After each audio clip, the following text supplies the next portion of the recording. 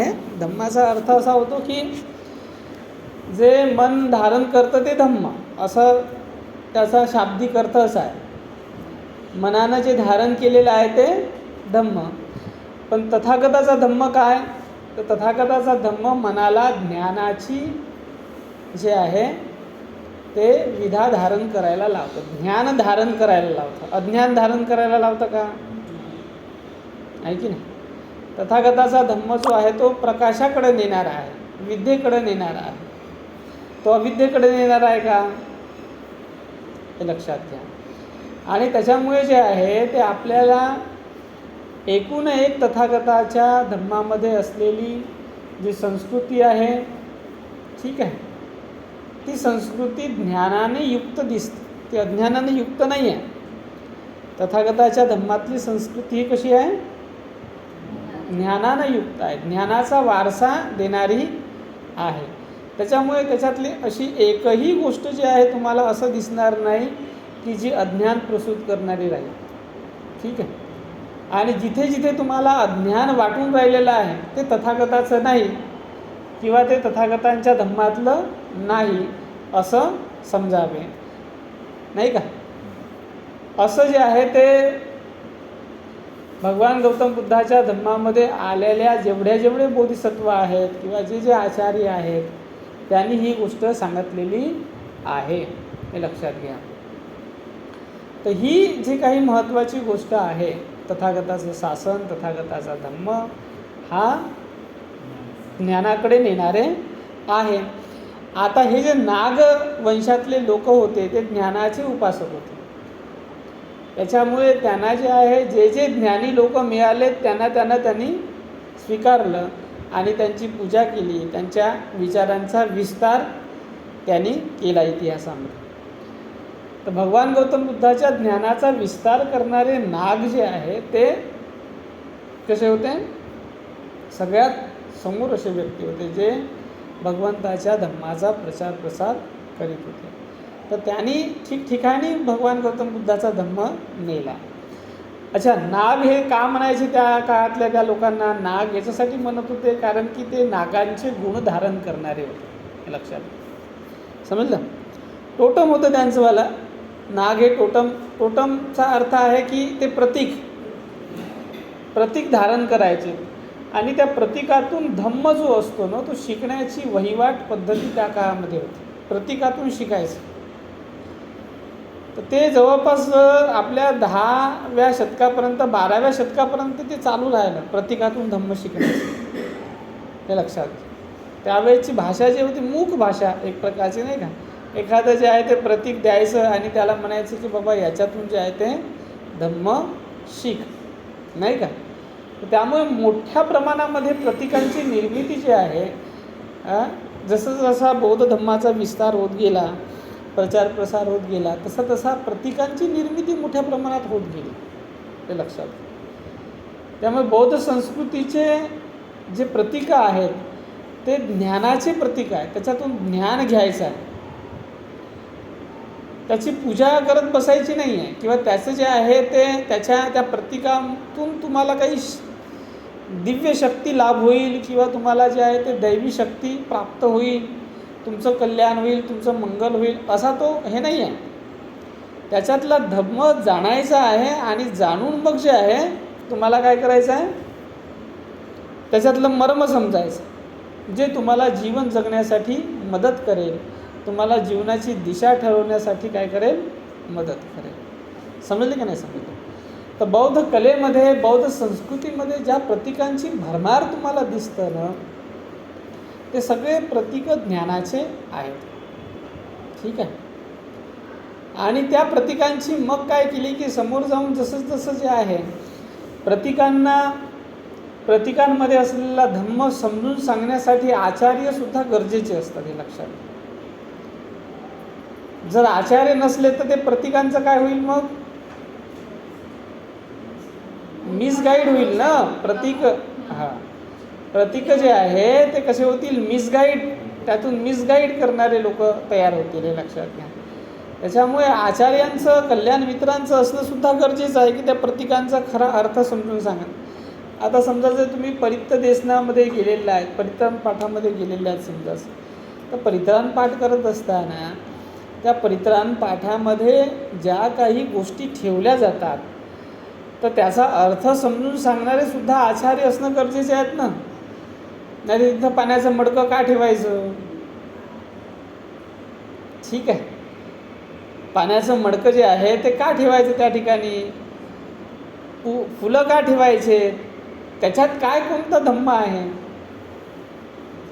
हे आलं का लक्षात? हे कळणं गरजेचं आहे ना. आणि ते सांगणारं जर कोणी असलं तर त्यातून, त्या प्रतीकातून फसगत होणार नाही लोकांची, बरोबर आहे ना. नाही तर प्रतीकं काय करतील? फसगत करतील ना. त्यातून अंधश्रद्धा, श्रद्धा उत्पन्न व्हायची तर अंधश्रद्धा उत्पन्न होईल. तर ते समजून सांगणारे फार गरजेचे आहेत. म्हणून बौद्ध धर्मामध्ये आचार्यांची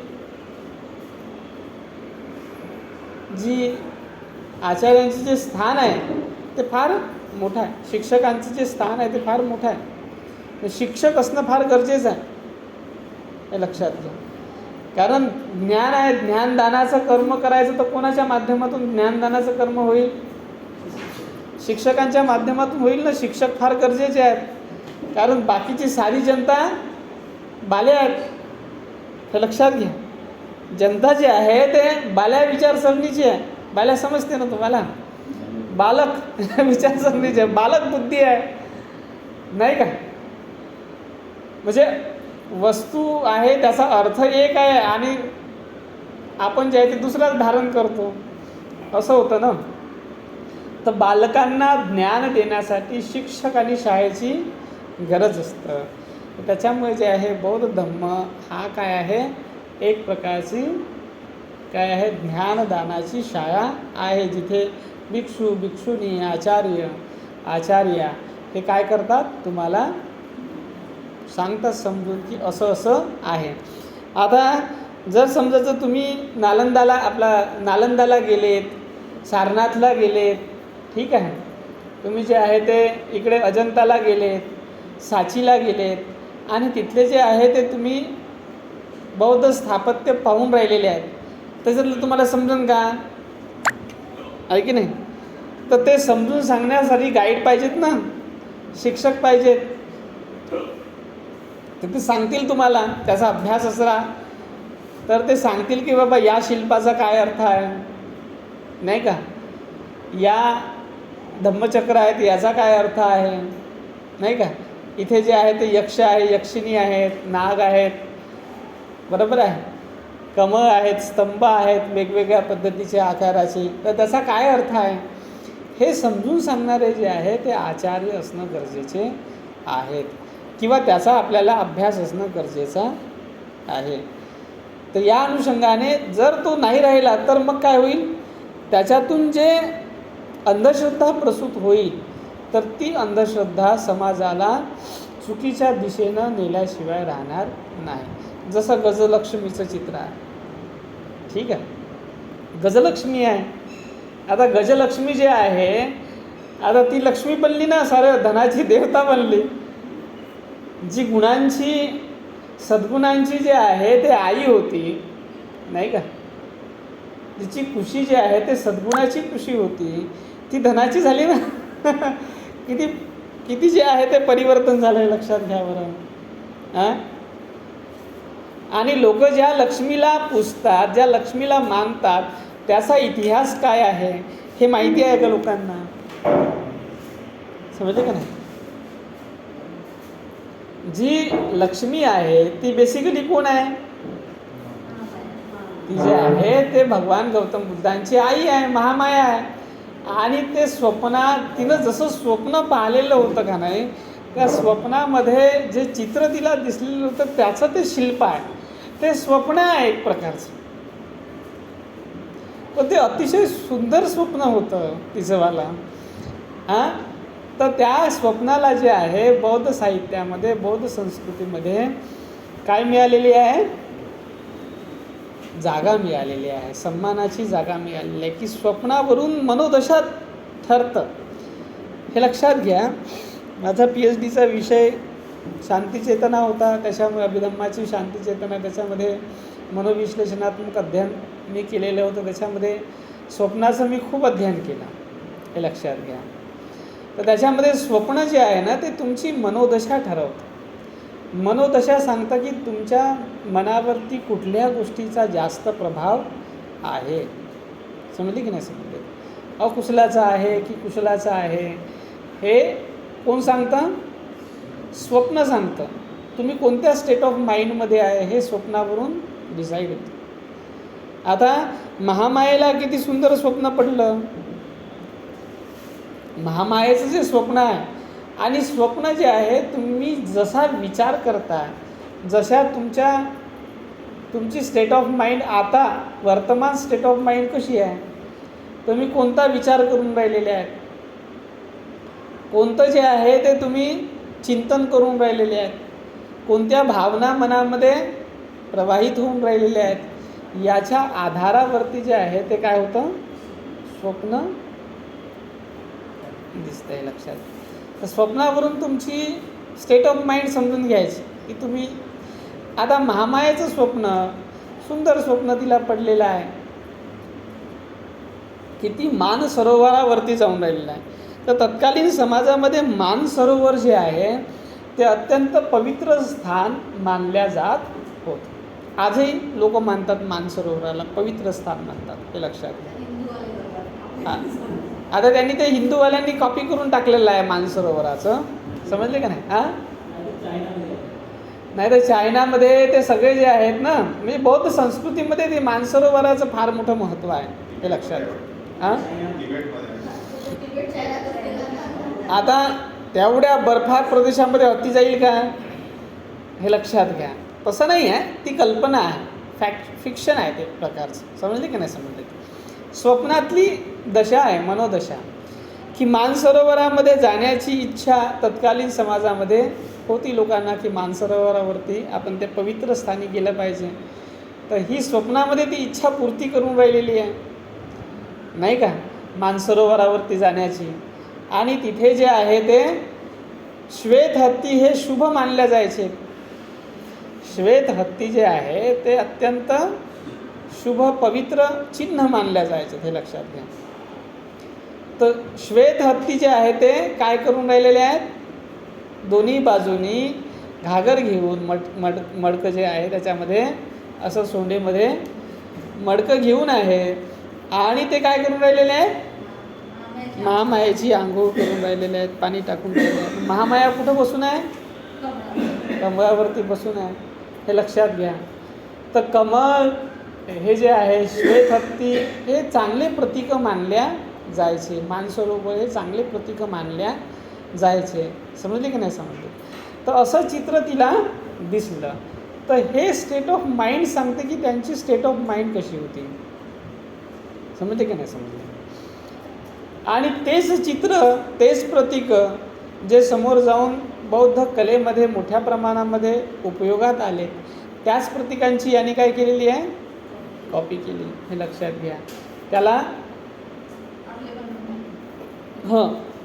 आणि त्याला विद्रूप करून टाकलं, हे लक्षात घ्या, नाही का? मग ते पाण्याचा मडकं होतं ते धनाचं मडकं करून टाकलं, आहे की नाही? हे लक्षात घ्या. तर या पद्धतीनं जे आहे ते लक्ष्मी ही बेसिकली जे आहे ते अपभ्रंश झालेलं नाव आहे. लक्ष्मी हे काही जे आहे ते, समजले की नाही, हे अपभ्रंश झालेलं नाव आहे. लक्ष्मी ते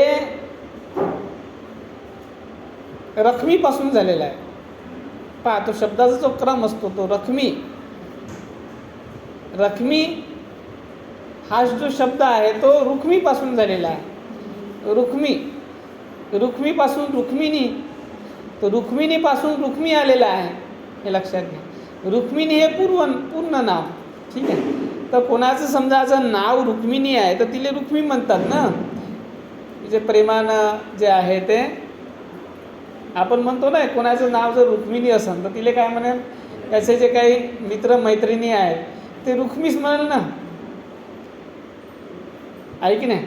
तर तो रुक्मिणीपासून रुक्मी, आणि रुक्मिणी हा जो शब्द आहे तो रुक्मिणीपासून आलेला आहे. रुक्मिणी, रुक्मिणीपासूनच लुंबिनी झालेला हा शब्द. ठीक आहे. तर हे जे काही महामायेचं जे नाव होतं ते होतं रुक्मिणी. समजलं का? आजही ते रुक्मिण देई म्हणून गावाचं नाव आहे त्या ठिकाणी. आजही त्याच नावानं जे आहे, ज्या ठिकाणी महामायेचं मंदिर आहे, ठीक आहे, लुंबिनीला, त्या स्थानाला रुक्मिण देई असं म्हणतात. देई म्हणजे देवी, हे लक्षात घ्या. देई म्हणजे देवी. आणि ही माता आहे, ही माता देवी आहे, आई देवी आहे. त्याच्यामुळे तिथे एक दगड ठेवलेला आहे. त्या दगडावरती जो जन्म तिने दिलेला होता सिद्धार्थ गौतमाला, तो दगड त्या ठिकाणी आहे, हे लक्षात घ्या. हां, त्याच दगड तुम्हाला त्या याच्यामध्ये जे आहे तो दगड तो त्या ठिकाणी दिसतो. जसं बाबासाहेब, तुम्ही इथे जा सेवाग्रामला, त्या ठिकाणी बाबासाहेब ज्या दगडावरती बसलेले होते तो दगड आज त्या ठिकाणी आहे. आणि त्याला असं सुंदर असं कंपाऊंड केलेलं आहे आणि लिहिलेलं आहे की बाबा या ठिकाणी बाबासाहेब आलेले होते आणि इथे बसले होते, हे लक्षात. तर महान व्यक्तीचे पदचिन्ह ज्या ज्या वस्तूला लागतात ती ती वस्तू पूजनीय होते, असं जे आहे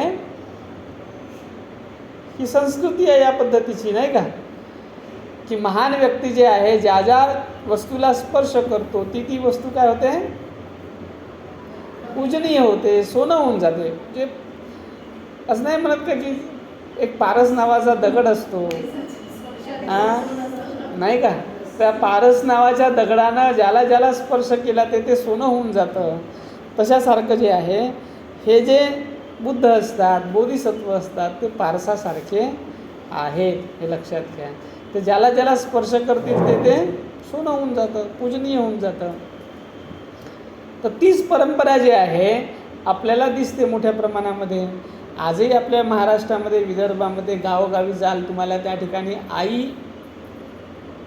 आईला पूजन करणारं असं एक स्थान असतं जिथं गोटे ठेवलेले राहतात.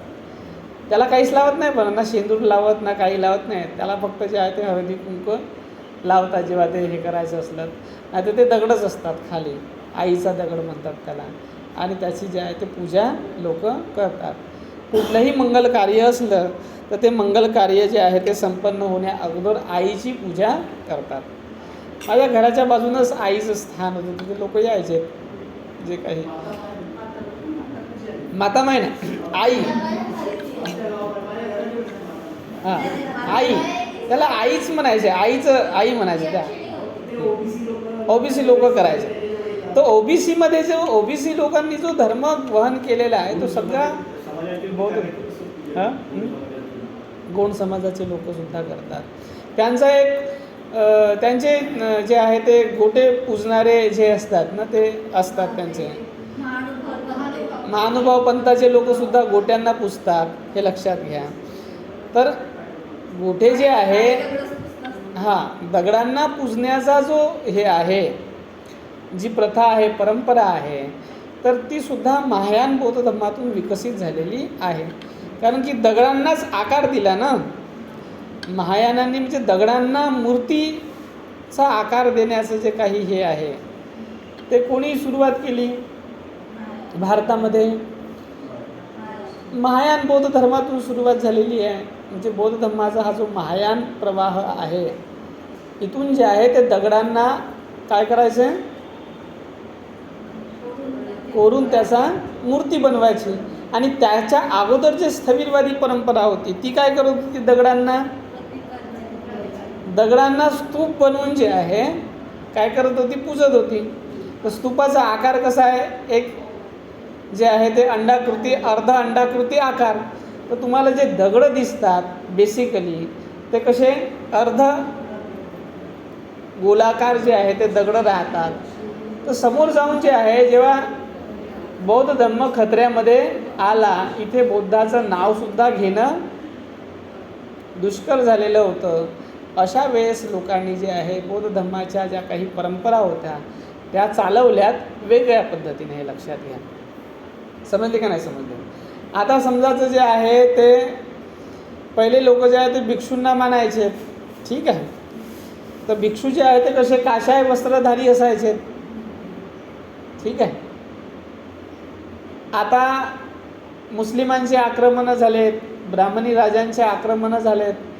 मग त्याच्यानंतर जे आहे ते या देशामध्ये, या भूमीमध्ये भिक्षू दिसेनासा झालेला होता. तर मग काय केलं लोकांनी, जे भिक्षू नाही आहे आणि भिक्षूला तर पूजणारे होते, तर मग काय केलं त्यांनी जे आहे दगडांना जे आहे ते शेंदूर लावणं सुरू केलं आहे. लक्षात घ्या. शेंदूर लावणं म्हणजे काय आहे? शेंदुराचा रंग कोणता आहे? केशरी. ठीक आहे. केशरी रंगाचं चिवर कोण घालत होते? भिक्षू घालत होते. आणि भिक्षू म्हणजे शिलामध्ये प्रतिष्ठित असलेला व्यक्ती. शील म्हणजे दगड, हे लक्षात घ्या. शील म्हणजे दगड, शिला नाही म्हणत का आपण? तर दगडासारखेच बसून राहायचे नाही एका जागी, ध्यानाला बसले का स्टॅच्यू समजते. तर हे काही दगडाला पूजण्याची जी काही परंपरा आहे ही काही वैदिक परंपरा नाही आहे. ही बौद्ध परंपरेचंच जे आहे ते कालानुरूप तयार झालेलं रूप आहे. म्हणजे काल स्थल काल परत्वे असं म्हणतो ना आपण, की तशा पद्धतीची कंडिशन आलेली आहे. भिक्षू दिसेना असं झालेलं आहे, तर मग भिक्षूलाच एक दगडाला शेंदूर लावा आणि त्याला जे आहे ते श्रमण समजून त्याची पूजा करा. समजले का नाही समजले? आजही तुम्हाला जे आहे जे जे संत व्यक्ती आहेत, जे जे आपल्या कुटुंबातील प्रमुख व्यक्ती आहेत, अशांना त्याला दगडाचं स्वरूप प्रदान करून त्याला शेंदूर लावतात आणि त्याची पूजा करतात. फॉर एक्झाम्पल जे आहे नाग आहे. लोक काय करायचे, समजा नाग निघाला, नागाला मारून टाकायचे आणि मारल्यानंतर काय करायचे, त्याला माती द्यायचे. माती दिल्यानंतर त्याच्यावरती दगड उभा करायचे आणि दगडावरती जे आहे ते शेंदूर लावून त्याची पूजा करायची. हे अशी मानसिकता आली कुठून बा? का दगडाला शेंदूर लावायचं? समजले का नाही? तर सांगण्याचं तात्पर्य असं आहे की दगडाला शेंदूर लावण्याची जी काही परंपरा आलेली आहे ती बेसिकली जे आहे, म्हणजे माझं विश्लेषण जे आहे ते मी तुम्हाला सांगून राहिलेलो आहोत की ही श्रमणांचा अभाव झालेला होता. दिसेना असं झालेलं होतं श्रमण, आणि श्रमणांना पूजणारे लोक त्या काळात मोठ्या प्रमाणामध्ये होते. बौद्ध भिक्षूंना पूजणारे लोक मोठ्या प्रमाणामध्ये होते. तर त्याच्यामुळे जे आहे जागोजागी ते झाडाझुडपात दगड ठेवला की तिथे जे आहे ते आपलं त्या दगडाला शेंदूर लावला की झाला श्रमण. समजले की नाही समजले? अशा पद्धतीचं जे आहे ते चित्र आपल्याला पाहावयास मिळते तत्कालीन समाजामध्ये. वैदिक परंपरा तर बिलकुल होऊ शकत नाही. कारण वैदिक परंपरेमध्ये फक्त एकच गोष्ट आहे, ती म्हणजे यज्ञ. ठीक आहे. पूजापाठाचा तिथे काही सवाल नाही, हे लक्षात घ्या. पूजापाठाचा तिथे काही सवाल नाही. तिथे यज्ञ करायचा आहे आणि यज्ञामध्ये देवाचा धावा करायचा आहे आणि तिथं कोंबडे बकरे कापायचे आहेत. ठीक आहे की नाही? तर हे यज्ञाचं स्वरूप असायचं. यज्ञ म्हणजे पाडवा. मी जे आहे ते पाडव्याला यज्ञ म्हणतो. यज्ञाचा दिवस. यज्ञ कसा असायचा? तो पाडव्यासारखा. पाडव्याचा दिवस कसा राहते आहे की नाही? मस्त लोक दारू पितात, मटण खातात, पत्ते खेळतात. ठीक आहे. झगडे भांडणं करतात, खुनाखानी करतात. हे म्हणजे यज्ञ. तर त्या काळामध्ये जे आहे जे यज्ञ व्हायचे, यज्ञाचे जे वर्णन आलेले आहेत ते असेच आहेत. म्हणजे हजारोच्या संख्येनं प्राण्यांची कत्तल होऊन राहिलेली आहेत. ते कत्तल कशासाठी होऊन राहिलेली आहेत? खाण्यासाठीच ना. आणि तिथं केवढा मोठा वर्ग असेल, म्हणजे जेवढे काही त्या टोळीमध्ये असतील लोक, त्या आदिम आर्यांच्या टोळीमध्ये जेवढे लोक असतील तेवढ्या लोकांची मजा नाही का? तर हजारोच्या संख्येनं लोक, तर हजारोच्या संख्येने लोकांना जे आहे ते मटण चारत असतील ना त्याच्यामध्ये. दारू साईडनं जे आहे ते दारूचे राजनं ठेवलेले असायचे, त्याला म्हणायचे सुरापान. हे लक्षात घ्या. करायचे ना ते सगळं वर्णन आलेलं आहे ते यज्ञाचं, सुरापान. आणि जे आहे ते सुरापान करीत जे आहे ते आपल्याच मस्तीमध्ये डोळत राहायचे, आहे की नाही. आणि त्याच्यानंतर जे आहे ते जुगार खेळणं, द्यूत विद्या, नाही का. तिथे जे आहे ते आता इकडं आपण त्याला पत्ते म्हणतो, त्यावेळेस जे आहे ते असे ते हे राहायचे ना महाभारतामध्ये, तुम्ही पाहिलेत ना चौसर, नाही का. तो चौसरचाच प्रकार आहे. समोर जाऊन इकडं ते हे आलेत ना आपलं,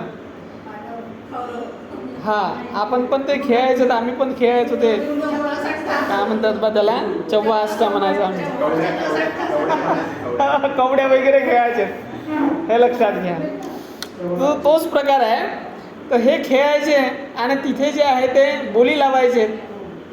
जेवढं धन आहे तेवढं ते त्याच्यामध्ये चाललं जायचं, हे लक्षात घ्या. महाभारत कशानं झालं? ह्याच जे आहे उपद्रवी खेळामुळे झालं की नाही झाला. आणि तिथे जे आहे ते बोली लावायची असते. आता पहा, पोळ्याचा दिवस आहे आणि पोळ्याचा पाडवा राहते. तर पोळ्याच्या पाडव्याला पहा बरं काय होते, तर सारे लोक जे आहेत ना ते पत्ते खेळत बसतात, जुगार खेळत बसतात. मग तिथे जे आहे ते किती पैसे हारतात मी तुम्हाला सांगतो, लाखो रुपये हारतात त्या एका दिवसामध्ये. खेड्यापाड्यात वगैरे जे आहे ते मोठे विचित्र प्रकार असतात. एका दिवसामध्ये लाखो रुपये हारतात ते. 20, 30, 40, 50, 60, 70 हजार रुपये नॉर्मल आहेत. लोक जे आहे ते हारून जातात त्या याच्यावरती, असं होऊन जाते. तर त्या काळामध्ये जे आहे ते पैसे, जमीन जुमला, ठीक आहे, घरदार, हे तर प्रॉपर्टी होतीच. पण याच्यासोबत स्त्रीसुद्धा प्रॉपर्टी मानल्या जायचे स्त्रीला. आणि स्त्रीची सुद्धा बोली लावायची. म्हणजे साऱ्याच्या सारं गेलं तर मग शेवटी काय उरले, स्त्री, लेकरं, ठीक आहे. तर याची जी आहे ते बोली लावायचे. आणि ते हारलेत, तो नशा एवढा असायचा, हे लक्षात घ्या, की तर तो ही जी आहे ही विद्या चांगली आहे का? याला अविद्या म्हणतात. ही काय आहे? अविद्या आहे. तर यांचा धर्म जो आहे, वैदिक धर्म जो आहे तो कसा, ब्राह्मणी धर्म जो आहे तो अविद्येवर आधारित आहे. आणि बुद्धाचा धर्म कशावरती आधारित आहे? विद्येवर, शीलावर आधारित आहे. इथे शील आहे का? दारू पिण्यात कुठलं शील आहे? व्यभिचार करण्यात कुठलं शील आहे? समजले का नाही समजले? मारामारी करण्यामध्ये कुठलं शील आहे? आता तर बरेच लोक थोडेसे सुशिक्षित झालेले आहे विद्या ग्रहण करून. नाही तर पहिले जे आहे ते जे ढूस लोक होते पहिलेचे, ढूस समजते ना तुम्हाला? म्हणजे पुढं बसले तर धुरचडणं, मागं बसलं तर सुलार, अशासारखी जे आहे कंडिशन. ढूस म्हणजे बेअकली, काही विचार नाही द्यायला, ठीक आहे, त्याला म्हणतात ढूस. म्हणजे इकडे त्याला ढूस म्हणतात, ठीक आहे. तर हे जे आहेत हे वऱ्हाड भाषेतले शब्द आहेत. ढूस म्हणजे ज्याला अजिबात जे आहे म्हणजे आराधुराच नाही आहे.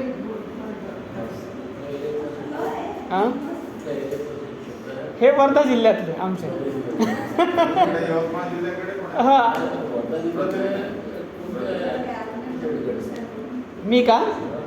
मी वर्धा जिल्ह्यात जवळच आहे, 20 किलोमीटर, देवरी तालुका, देवरी तालुक्यातला. हो का? प्रॉपर तुम्ही वर्धा जिल्ह्यातले आहेत का? अच्छा.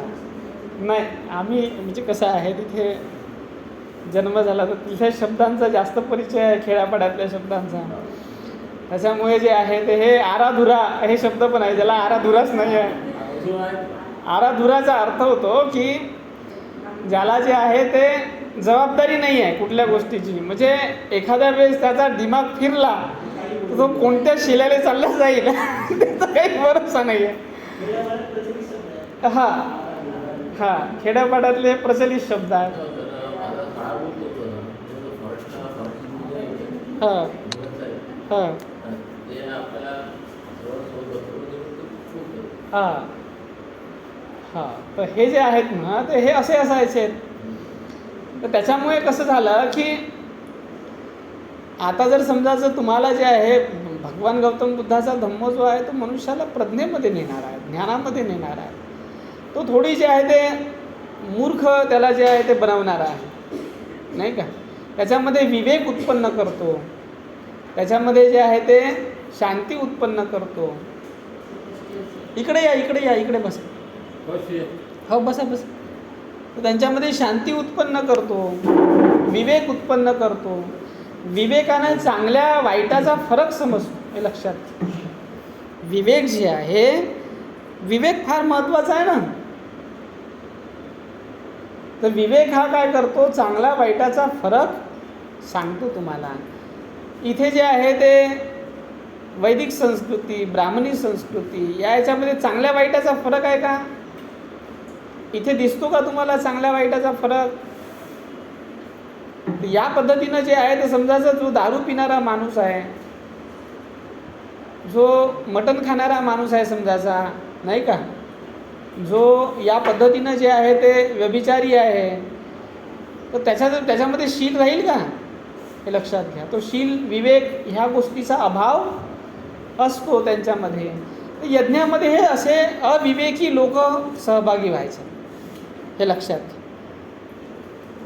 अविवेकी लोक काय व्हायचे, सहभागी व्हायचे. आता हे पाडव्याचे दिवस राहिले तर तिथे अविवेकी लोक सहभागी होतात, नाही का. आणि हे अविवेकी लोक जे आहेत ना, ते आपली बुद्धी वापरत नाही, हे लक्षात. तर मागच्या काळामध्ये जे आहे असे खून खराबे व्हायचे. या दिवशी, पाडव्याच्या दिवशी लोक असे खून खराबे करायचे, भांडण व्हायचे, झगडे व्हायचे. म्हणजे कुठं ना कुठे जे आहे ते आता शिकले सवरलेले लोक झाले तर आता करत नाही तेवढं. तर विद्येनं काय येतं, शहाणपण येते, लक्षात घ्या. विद्येमुळे शहाणपण येतं, लक्षात. तर विद्या किती गरजेची आहे. तर भगवान गौतम बुद्धांनी जे आहे ही विद्या दिलेली होती. आता जे नाग कुळातले लोक होते, नागवंशातले लोक होते, यांना ह्या गोष्टी आवडत नव्हत्या. त्याच्यामुळे जिथे हा कारभार व्हायचा, पाडवा व्हायचा, तिथे ते लोक काय करायचे, त्याची नासधूस करायचे. समजले की नाही समजले? हां, ते काय करत होते, नासधूस करत होते. तुम्ही पहा रामायण महाभारतामधले जे काही पहिले सिरियल वगैरे यायचे, तर तिथे ते ब्राह्मण लोक जे आहे ते काय करायचे, ते यज्ञाच्या समोर जे आहे ते आपलं ते करत बसायचे. आणि हे राक्षस लोक यायचे ना, त्याला काय करायचे, त्यांचा यज्ञ नासधूस करायचे. ते म्हणायचे की बाबा तुम्ही हे करू नका, हे चांगलं नाही आहे. तर हे शहाणे लोक होते, चांगले लोक होते. त्याच्यामुळे यांचा ते लोक राग करायचे, नाही का. यांचा जे आहे नागांचा ते लोक राग करायचे, कारण की ते त्यांना त्यांच्या मर्जीनुसार जगू द्यायचे नाहीत ना. समजले की नाही समजले? तर नाग, आजही नाग लोक जे आहे ते ज्ञानाचे पूजक आहेत, ज्ञानाचे वारसदार आहेत. समजले की नाही समजले? ते अज्ञानाला जे आहे ते खतपाणी घालत नाही. आजही जे आहे भारतात चालणाऱ्या अनिष्ट रीती, परंपरा, रूढी याचा सगळ्यात जास्त विरोध करणारे जर कोणी असतील तर ते नागवंशीय लोक आहेत, हे लक्षात घ्या. का विरोध करतात? कारण की त्यांना माहिती आहे की हे सगळे अविद्या पसरवणारे आहेत, नाही का. अंधेरा कायम रहे असे म्हणणारे आहेत, लक्षात घ्या. तर हे प्रकाशाचे वारसदार आहेत. तर त्यामुळे जे आहे जिथे जिथे बौद्ध धम्म दिसतो तिथे तिथे तुम्हाला नाग प्रतीकं दिसतात मोठ्या प्रमाणामध्ये. काहून आहे त्या ठिकाणी नाग प्रतीकं? कारण ते ज्ञानाचे उपासक होते. बुद्ध धम्म म्हणजे ज्ञानाचा धम्म. बुद्ध म्हणजे ज्ञानाचा हिमालय. बुद्ध म्हणजे कोण आहे? ज्ञानाचा ज्याने कळस गाठला तो बुद्ध. तर ज्ञानाचा हिमालय जर बुद्ध आहे तर मग बुद्धाला नाग लोक जवळ करतील की नाही करतील हे लक्षात घ्या. बुद्धाचं रक्षण करतील की नाही करतील, बुद्धाचं संरक्षण करतील का नाही करतील. तर बुद्धाचा समता सैनिक दल म्हणजे नाग लोक आहेत हे लक्षात घ्या. समजले की नाही समजले. जसं बाबासाहेबाचा समता सैनिक दल महार लोक होते लक्षात घ्या. तर तसं जे आहे त्या काळामध्ये भगवान गौतम बुद्धाचा समता सैनिक दल म्हणजे कोण होते. कारण व्यवस्था ही जी आहे ना ते काय करते, तुम्हाला अशा लोकांना खतम करण्याच्या मागं लागते. समजा असा माणूस जो ज्ञानाचा प्रचार प्रसार करणारा आहे आणि लोकांवरती त्यांचं इम्प्रेशन जास्त होत आहे, लोक प्रभावित होऊन राहिलेले आहेत, अशा माणसाचं जीवन म्हणजे डेंजरमध्ये येऊन जातं हे लक्षात घ्या. समजले का नाही समजलं.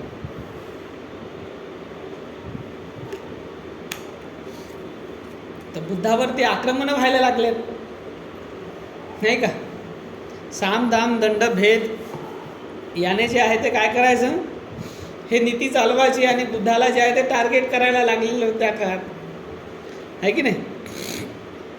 तीर्थिक जे लोक होते त्यांनी काय केलेलं होतं, त्या चिंचा नावाच्या बाईला जे आहे ते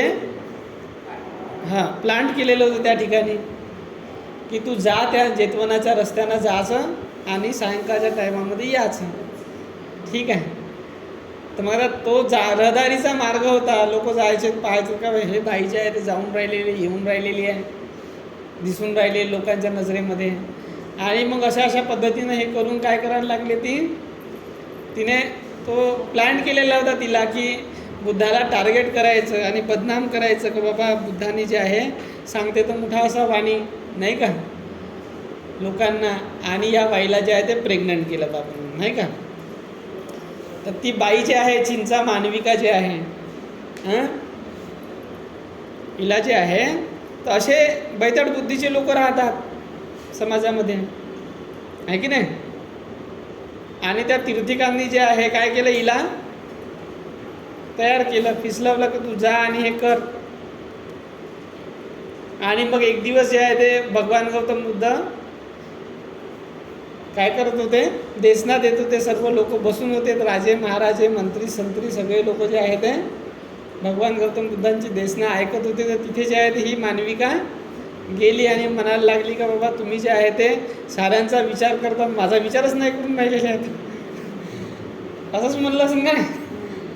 तुम्ही साऱ्यांची जे आहे ते साऱ्यांशी चांगलं बोलता, साऱ्यांचा विचार करता, सगळ्यांप्रती मंगल भावना करता आणि माझा आणि माझ्या पोराप्रती तुम्ही करूनच नाही राहिलेले आहेत. ते म्हणत असते काय बोलून राहिली तू नाही का.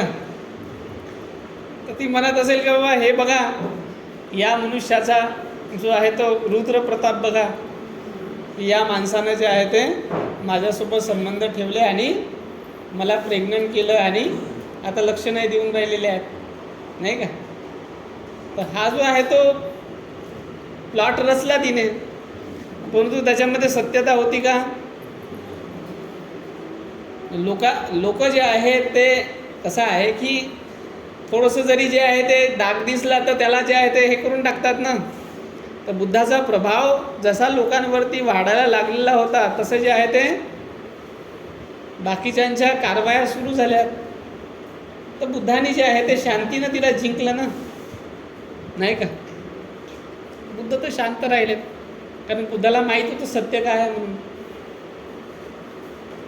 आणि तिचं असत्य जे आहे ते क्षणातच बाहेर पडलं. दिठ्ठ धम्म वेदनीय कम्म त्याला म्हणतात. डोळ्या देखत परिणाम आहे की नाही.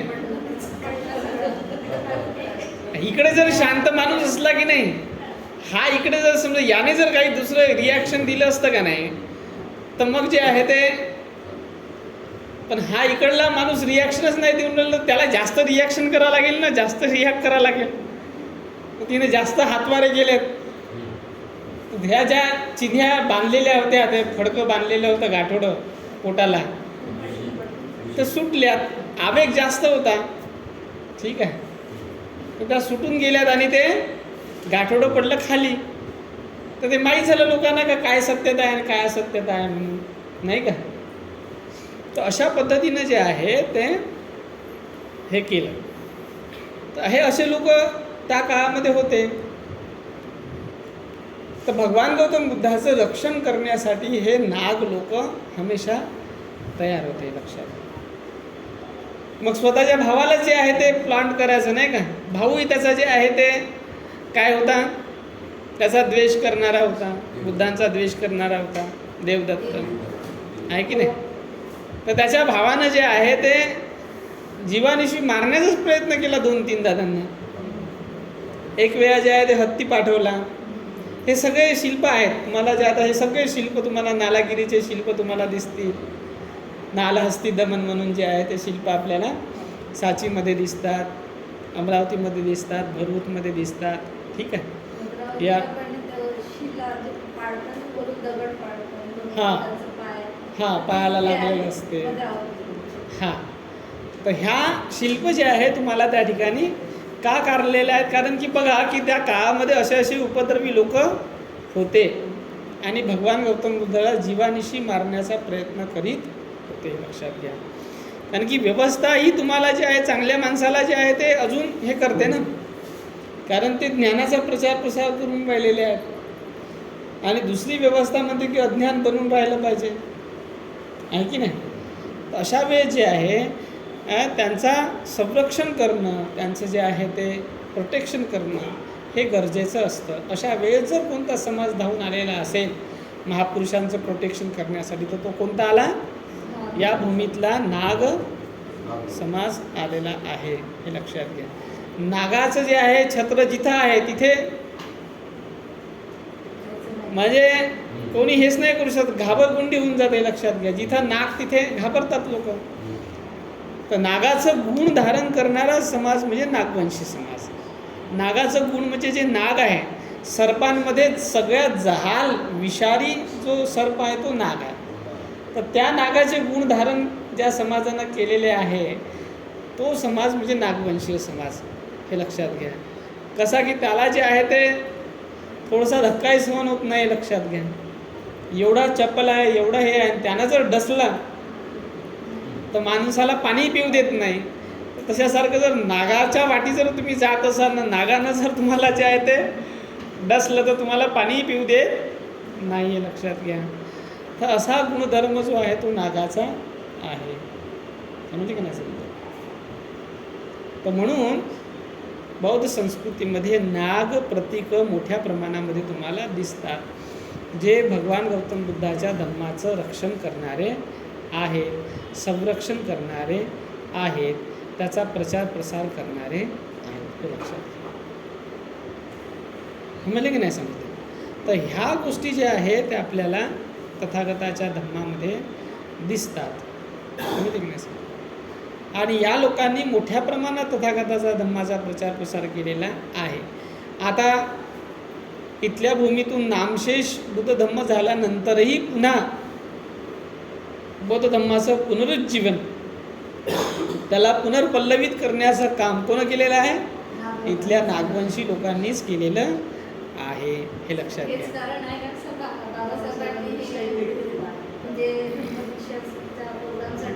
नागपूर हे स्थान निवडलेलं होतं, नाही का.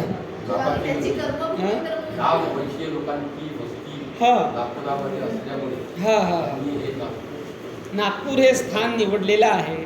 याचा ऐतिहासिक संदर्भ आहे या जागेला, ठीक आहे. इतिहासामध्ये नागांनी बौद्ध धम्माला संरक्षण प्रदान केलेलं आहे, जे आपल्याला या ठिकाणी दिसतं, बौद्ध शिल्पकलेमध्ये दिसतं, ठीक आहे, इतिहासामध्ये दिसतं. तर ह्या गोष्टी ज्या आहेत त्या सगळ्या इतिहास साक्षी आहे नागवंशीयाचा. तो इतिहास इथे दडपून टाकला या लोकांनी, जे आहे ब्राह्मणी लोकांनी काय केलं, नागवंशीयांचा जो खरा इतिहास होता तो दडपून टाकला. त्याला जे आहे ते काय केलं, विद्रूप करून टाकलं, समजले की नाही समजले. तर अशा वेळेस जे आहे ते पुन्हा नाग लोकांनी आपला इतिहास, आपला पराक्रम या ठिकाणी दाखवलेला आहे, हे लक्षात घ्या. हे शूरवीर लोक आहेत, लढवय्ये लोक आहेत, नाही का. आणि ज्ञानासाठी, प्रकाशासाठी आपला जीव पणास लावणारे लोक आहेत, हे लक्षात घ्या. आणि या अनुषंगाने जे आहे ते पुन्हा एकदा या भूमीमध्ये बौद्ध धर्माला पुनर्पल्लवित करण्याचं काम, पुनर्जीवित करण्याचं काम इथल्या नाग लोकांनीच केलेलं आहे. ठीक आहे. तर त्या काळामध्ये प्रतीकं धारण करायचे, मग नावासमोर सुद्धा नाग हा शब्द लावायचे, लक्षात घ्या, नाही का. आपल्या नावासमोर नाग आहे की नाही. हो, नागाचे रेफरन्सेस जागोजागीच आहे, तुम्हाला हे लक्षात घ्या. नगर हा शब्द नागापासून बनलेला आहे. नागरी लिपी हा शब्द जे आहे ते नागापासून बनलेला आहे, हे लक्षात घ्या. म्हणजे पहिल्यांदा जे काही लिपीचा शोध लावला तो सुद्धा नाग लोकांनी लावलेला आहे. नगर रचना जी उभी केलेली आहे ती नागांनी केलेली आहे. नाग ज्या ठिकाणी राहायचे ते स्थान नगर म्हणून ओळखल्या जायचे, लक्षात घ्या. नगर म्हणजे विकसित असं स्थान, ज्या ठिकाणी व्यवस्थित घर आहे, व्यवस्थित रस्ते आहेत, सांडपाण्याची व्यवस्थित सोय आहे, ठीक आहे, शौचालयं आहेत व्यवस्थित पद्धतीनं, नाही का. जिथे तुम्हाला कचरा दिसत नाही, राहणीमान उच्च आहे, त्याला नगर म्हणतात. गावखेड्यामध्ये तुम्ही जर जाऊन पाहिलेत तर तिथलं राहणीमान कसं असते, गलिच्छ असते. पाण्याचं व्यवस्थापन व्यवस्थित नाही आहे, समजले का नाही समजले. इकडे अंगधुनी आणि इकडे जे आहे ते पाणी बाहेर, पण त्या पाण्याचा कसा निचरा करायचा ते समजतेत का, आहे की नाही. शौचालय असायचे का पहिले, घेतला डब्बा का गेला तिकडे, नाही का, खारीखुरीमध्ये किंवा रोडावरती वगैरे नुसती घाण त्या ठिकाणी असायची, समजले का नाही समजले. तर हे गावंढ लोकांची संस्कृती आहे. परंतु नागवंशीयांची संस्कृती ही कशी असायची, नगर सभ्य, समजले का नाही समजले. जिथे सभ्य लोक निवास करतात, तर नाग लोक हे सभ्य लोक होते म्हणून त्याला नगर म्हणायचे, नगरस्थान म्हणायचे, नगरवासी म्हणायचे त्यांना, समजले का नाही समजले. साफसुथरे लोक राहायचे, असे गलिच्छ घाण नाही राहायचे, लक्षात घ्या. साप पहा तुम्हाला जे आहे ते किती क्लीन राहते, तो कधी घाण दिसते का तुम्हाला. तर तो सापाचे सारे गुणधर्म त्यांनी घेतलेले होते, लक्षात. Clean, neat and clean. दिवसातून 2दा आंघोळ करायचे, दिवसातून 2दा ब्रश करायचे, चांगले कपडे घालायचे, हे सगळे वर्णन आलेले आहेत बरं याच्यामध्ये. त्या चीनी प्रवास यात्रियांनी वर्णन केलेले आहे तिथल्या बौद्ध समाजाचे, त्या काळात कसं खानपान कसं असायचं, राहणीमान कसं होतं, नाही का. असं जे आहे ते पुष्प अत्तर धारण करणारे लोक होते, सुगंधी, म्हणजे त्यांच्या जवळ गेलं तर तुम्हाला सुगंध यायचा, दुर्गंध यायचा नाही, हे लक्षात घ्या. असे ते लोक असायचे, समजले की नाही समजले. घर स्वच्छ, तर अशा पद्धतीनं ते त्याला म्हणायचे नगर. तर नगर हा शब्द नाग या शब्दापासून तयार झालेला आहे, समजले की नाही समजले. यांनी नगर रचना सर्वप्रथम जे आहे ते हे केलेलं आहे. सिंधू संस्कृतीतले लोक नागवंशीय लोक होते, मातृपूजक होते. नागवंशीय लोक हे मातृपूजक लोक होते, लक्षात घ्या. नागवंशांमध्ये मातेला जास्त स्थान होतं. पितृसत्ताक पद्धती नव्हती, मातृसत्ताक पद्धती होती. आईची पूजा करणारे, मातृदेवतेची पूजा करणारे लोक होते. त्याच्यामुळे तुम्हाला सिंधू संस्कृतीच्या उत्खननामध्ये मातृपूजेचे अवशेष तुम्हाला या ठिकाणी मोठ्या प्रमाणामध्ये दिसतात, समजले की नाही समजलं. तर ह्या गोष्टी होत्या. तर लिपीचा शोध त्यांनीच लावला. राज्य पहिल्यांदा स्थापन कोणी केलं, नागांनीच केलं. विश्वविद्यालय स्थापन कोणी केलेत, आहे की नाही. जगातलं सर्वात पहिलं विश्वविद्यालय तक्षशिला कोण स्थापन केलं, तक्षक नावाच्या नागराजानं स्थापन केलेलं आहे, समजले की नाही समजले. हां, बुद्ध जे आहे झाले ते कोणत्या कुळातले, कोणत्या वंशातले, नागवंशातले. तर पहिला बुद्ध जे आहे जगात, बुद्ध कोणी दिला, नागांनी दिला. नागार्जुनसारखा मोठा माणूस जो रसायन तज्ज्ञ होता, औषधीमध्ये त्याचं जे आहे ते उच्च विद्वत्ता प्राप्त होता. नागार्जुन जे आहे, जीवक, हे सगळे कोण होते? नाग जातीतले लोक होते, नागवंशातले हे लोक आहेत. एवढा मोठा इतिहास नागवंशीयांचा इतिहास आहे. हा सगळा इतिहास यांनी काय करून टाकला? दडपून टाकला. समजले की नाही समजले? तर या इतिहासाचे आपण साक्षी आहोत, वारसदार आहोत. आणि या पद्धतीनं इतिहासाचं जे आहे ते विश्लेषण करायचं असतं, सत्याचं गवेषण करायचं असतं. समजले का नाही? भारताचा इतिहास खूप चांगला इतिहास आहे, परंतु त्याची गवेषणा होणं गरजेची आहे. जो दिसतो इतिहास तसा नाही आहे. सत्य इतिहास हा जमिनीखाली अजूनही दडलेला आहे. त्याला शोधणं हे आपलं काय आहे? काम आहे. तर या अनुषंगाने जे आहे ते कामं झाले पाहिजेत. तर हे नागाचं वैशिष्ट्य आहे. आणि बौद्ध कलेमध्ये, बौद्ध संस्कृतीमध्ये जे नाग आपल्याला प्रतीकांची भरमार दिसतं, याच्यावरून हे दिसतं की बाबा तत्कालीन समाजामध्ये बौद्ध धम्माचे समर्थक, प्रचारक, प्रसारक, ठीक आहे, हे नागवंशी लोक होते.